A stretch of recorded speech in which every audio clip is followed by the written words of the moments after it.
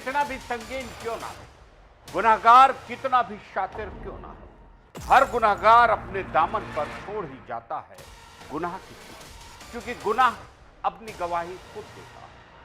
आप देख रहे हैं गुनाह की चीटें शकील साजिश।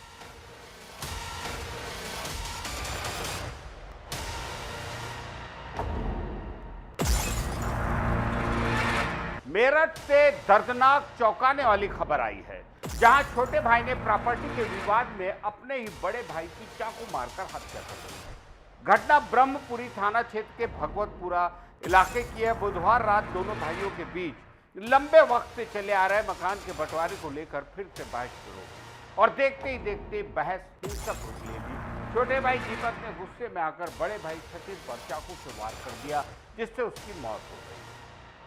घटना से कुछ देर पहले मृतक सचिन की पत्नी शिवानी ने उसे फोन कर घर बुलाया था, लेकिन उन्हें अंदाजा नहीं था कि घर में ऐसी वारदात हो जाएगी। दुखद यह है कि किसी परिवार में 30 नवंबर को शादी थी, तैयारियां चल रही थी, लेकिन उससे पहले ही ये हत्या हो गई और खुशियों का माहौल मातम में बदल गया। फिलहाल पुलिस ने आरोपी दीपक को गिरफ्तार कर लिया है और पूरे मामले की जांच जारी है। ये खास रिपोर्ट।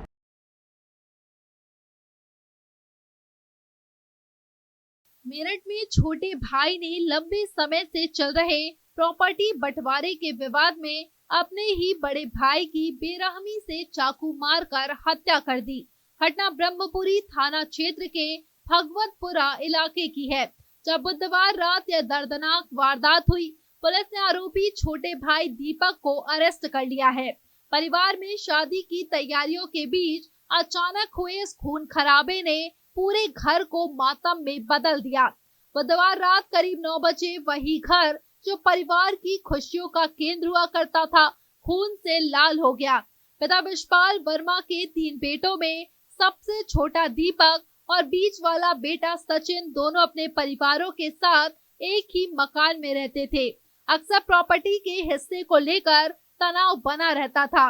बताया जा रहा है कि बुधवार रात भी इस बात पर कहासुनी शुरू हुई, जो जल्द ही खतरनाक झगड़े में बदल गई। इस दौरान गुस्से में आए दीपक ने तेज धार वाले चाकू से अपने बड़े भाई सचिन पर हमला कर दिया। चाकू की गहरी चोट जांघ के पास लगी, जिससे नस कट गई और सचिन लहूलुहान होकर वहीं गिर पड़ा। घटना के तुरंत बाद परिजनों ने खून से लथपथ सचिन को बागपत रोड स्थित केएमसी अस्पताल पहुंचाया, लेकिन खून इतना ज्यादा निकल चुका था कि उसकी जान नहीं बचाई जा सकी। डॉक्टरों ने उसे मृत घोषित कर दिया। अस्पताल के डॉक्टर सचिन ने बताया कि चाकू जैसी धारदार वस्तु लगने से जांघ की नस कट गई थी, जिससे अत्यधिक ब्लीडिंग हुई और यही मृत्यु का कारण बना। सूचना मिलते ही थाना ब्रह्मपुरी पुलिस और सीओ ब्रह्मपुरी सौम्य थाना मौके पर पहुंचे और आरोपी दीपक को गिरफ्तार कर लिया। परिवार के बारे में बात करें तो मृतक सचिन अपनी पत्नी शिवानी और 3 बच्चों के साथ मकान की दूसरी मंजिल पर रहता था। 12 साल पहले सचिन और शिवानी की शादी हुई थी। उनके 3 बच्चे हैं। सचिन सराफा बाजार में ज्वेलरी का व्यवसाय करते थे, जबकि छोटा भाई दीपक भी ज्वेलरी से जुड़े काम में है। पिता विशपाल द्वारा बनाया गया यह 3 मंजिला मकान परिवार का मुख्य आधार था, लेकिन इसी मकान का हिस्सा ही दोनों भाइयों के बीच लगातार विवाद का कारण बना रहा। जानकारी के अनुसार मकान कुल 65 गज का है। ग्राउंड फ्लोर पर पिता विशपाल रहते हैं। पहली मंजिल पर छोटे भाई दीपक का परिवार और दूसरी मंजिल पर मृतक सचिन का परिवार रहता था।